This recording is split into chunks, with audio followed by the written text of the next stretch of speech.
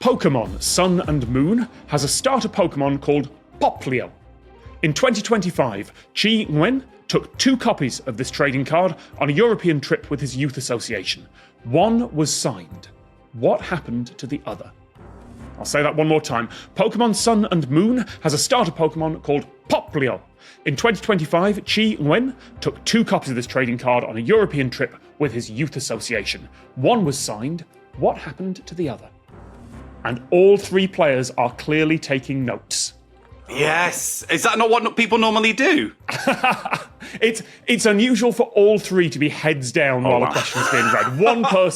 One person is normally going on vibes. Oh no, I operate normally exclusively on vibes, but today I'm scribbling stuff down. Like our Pokemon knowledge, I say it's one of our blind spots. We have many, many blind spots.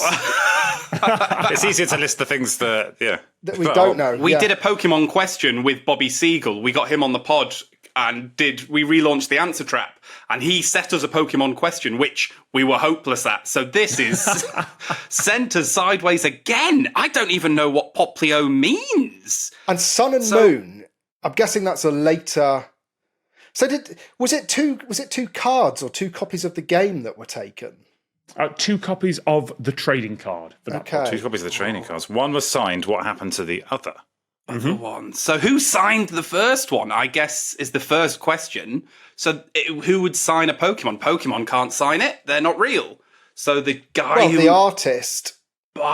Is it something where is the artist in Japan, and then maybe there's a European artist, and so there's 2 copies because 2 people have contributed 2 parts to the card. The first one was signed by that person, then the second one was they were hunting in Europe for that signature, maybe.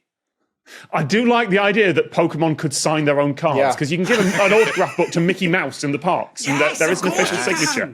I don't know if Pikachu has a signature. It would be on fire. Yeah. Well, I wonder, where did the cards start? Because Pokemon's Japanese, but they took a trip to Europe?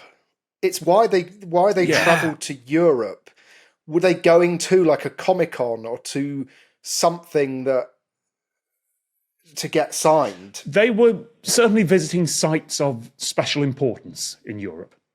Is it on the card? Are there 2 different Poplio cards where the background or something on that card is related to somewhere in Europe, a European destination? Or is Poplio itself, the design of the Pokemon, inspired by like the Leaning Tower of Pisa, and so it's got its head is in the shape of that thing on top of it? There must be Pokemon inspired by architecture at this point, because they've been inspired by everything else. Well, yeah, exactly. I was thinking, was the Pokemon inspired by something else? And the European trip took them to the Vatican City to be signed by the Pope Leo. Oh, Pope Leo! Yes! Oh my Spot word, on. Johnny! What a man! Well played. Wow. The first card was signed by Pope Leo because it was Poplio the Pokemon. That was one of them. What might have happened to the other?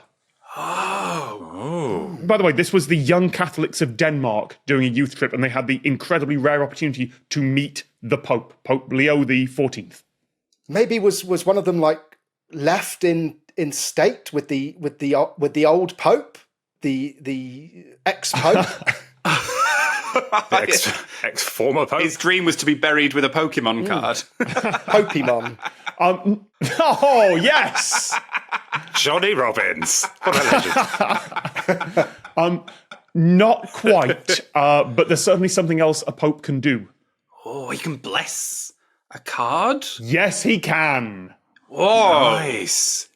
As a huge Pokemon fan, Chi asked the Pope to sign a Poplio card, as it sounded similar, and the Pope also blessed a reverse holographic version of the same card, which has now been dubbed the Holy Hollow.